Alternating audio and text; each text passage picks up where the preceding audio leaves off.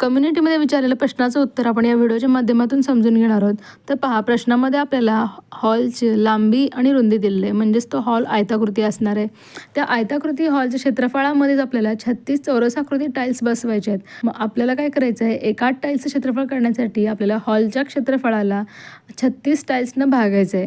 म्हणजेच आपल्याला एका टाईल्सचं क्षेत्रफळ मिळणार आहे, कारण एकूण टाईल्स 36 बसवायचे आहेत आपल्याला. मग हॉलचं क्षेत्रफळ कसं काढायचं, आपल्याला लांबी गुणिले रुंदी, कारण तो आयताकृती असल्यामुळे आपल्याला लांबी गुणिले रुंदी करायचं आहे. मग पहा, एका टाईल्स क्षेत्रफळ किती आलेलं आहे, 64 मीटरचा वर्ग, म्हणजेच चौरस मीटर.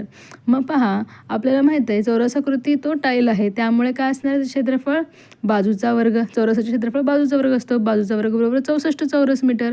म्हणजेच एका टाईल्सची बाजू किती असणार आहे, 8 मीटर. परंतु आपल्याला टाईल्सची परिमिती विचारल्यामुळे आपल्याला 4 गुणिले बाजू करायचं आहे.